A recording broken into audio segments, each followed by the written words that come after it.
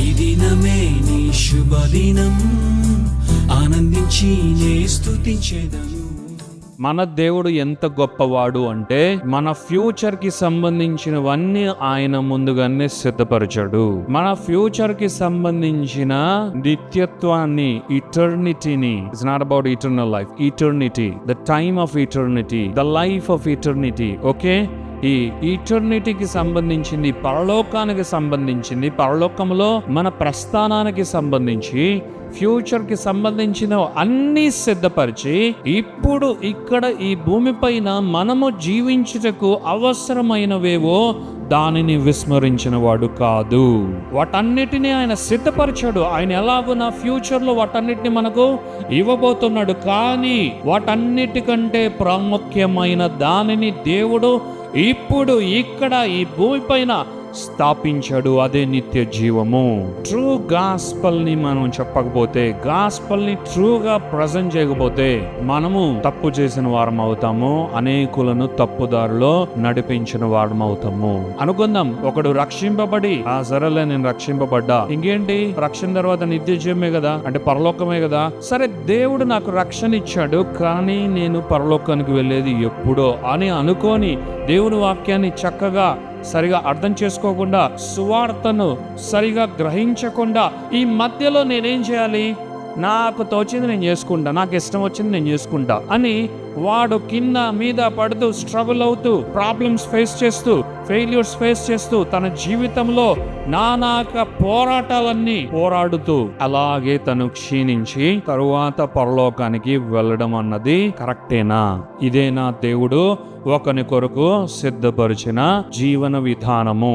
ఇదే నా దేవుడు విశ్వాసి కొరకు ఈ భూమిపైన దేవుడు పెట్టిన ఒక లైఫ్ స్టైల్ ఇదేనా? కాదు కదా. మరి మనము రక్షణను గూర్చి, సువార్తను గూర్చి సరిగా ప్రకటించకపోతే, సువార్తను రైట్ వేలో మనం ప్రకటించకపోతే మనం తప్పు చేస్తూ ఉన్నాం, మనం రాంగ్ చేస్తూ ఉన్నాం. అందుకే ఈ యొక్క భూమి మీద ప్రాబ్లమ్స్, చాలా ప్రాబ్లమ్స్ ఫేస్ చేస్తున్న చాలా మంది విశ్వాసులు ఉన్నారు. అనేక మంది ప్రతిరోజు ఏదో ఒక ప్రాబ్లం, కుటుంబ కలహములు, అనేకమైన ఫైనాన్షియల్ ప్రాబ్లమ్స్ కావచ్చు, లేదు అంటే చాలా మంది అసలు హీలింగ్ అంటేనే తెలియని విశ్వాసులు ఉన్నారు. అనేక మంది వారు సఫర్ అవుతున్నారు.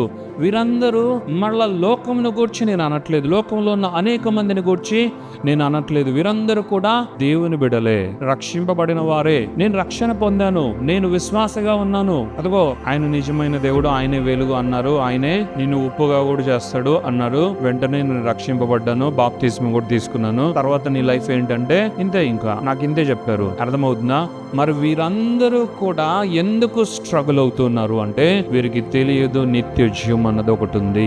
ఆ నిత్య జీవము పరలోకానికి వెళ్ళిన తర్వాత దేవుడు అక్కడ మనలందరినీ కూడా వరుసగా లైన్ లో కూర్చోబెట్టి సంవత్సరానికి ఒకరికి చెప్పున అప్పుడు పరలోకంలో ఆయన గొప్ప బహుమానం ఇస్తాడు అని వారు అనుకుంటూ, ఇంకా మనకి భూమి మీద ఏమీ లేదు, మనము వెయిట్ చేయాలి అనుకునే ఒక ఆలోచన వారు ఉన్నారు. కాబట్టి నిత్య జీవం అంటేనే తెలియదు వారికి. కాబట్టి నిత్య జీవం అంటే పరలోకానికి వెళ్ళాక కాదు, ఈ భూమి పైన ఇక్కడే దేవుడు అనుగ్రహించిన బహుమానం అంటూ ఒకటి ఉంది. అది ఒక గొప్ప స్థితిలో మనల్ని ఉంచుతుంది. మనం ఏ విషయంలో కూడా లేమి అనుభవించవలసిన అవసరం లేదు. ఈ లోకంలో మనం ఉన్నాం కాబట్టి పోరాడదాం, పోరాటాలు మనకు ఉంటాయి, స్ట్రగుల్స్ అంటే లోకాన్ని బట్టి, సాతాన్ని బట్టి ఉంటాయి. కానీ దేవుడు ఏమి ఇచ్చాడు మనకు? 23 సాంగ్స్ ని ఇచ్చాడు దేవుడు, 46 సాంగ్స్ ని ఇచ్చాడు దేవుడు, 91 సాంగ్స్ ని ఇచ్చాడు దేవుడు, 149 ఇచ్చాడు, 137 ఇచ్చాడు, 150 కూడా ఇచ్చాడు. హల్లెలూయా. మరి నిజమైన సువార్త ఎవరు ప్రకటిస్తున్నా సరే అందులో నిత్య జీవమును గూర్చి వారికి తెలియపరచాలి. నిత్య జీవం అనగా పరలోకంకి వెళ్ళిన తర్వాత మనకి ఎట్టు ఉండవలసినవన్నీ ఉన్నాయి, అనుభవించేవన్నీ మనం అనుభవిస్తాము. కానీ ఈ భూమి మీదే పరలోకాన్ని అనుభవించడమే నిత్య జీవం. ఈ భూమి మీదే దేవుడు మన కొరకు సిద్ధపరిచిన జీవితాన్ని విజయవంతంగా మనము జీవిస్తాం. అదే నిత్య జీవము. నిత్య జీవం అంటే ఈ భూమి పైన మనము శ్రీమంతులుగా ఉంటాము, ఆశీర్వదింపబడిన వాళ్ళుగా ఉంటాము, ఆశీర్వాదములన్నీ అనుభవిస్తాము. దేవుడు మనకు అనుగ్రహించిన శ్రేష్టమైన వరములు, ఆత్మ ఫలములు, గొప్ప బహుమానములన్నీ కూడా యేసు నామములో మనం అనుభవిస్తాం. ఈ భూమి మీదే, ఇక్కడే, in this life we will all be experiencing the fruits of salvation, the gifts of salvation, the lifestyle that we experience out of salvation. It just happens on this earth, in this life. It's a true thing. This is the real message of the gospel. Hallelujah.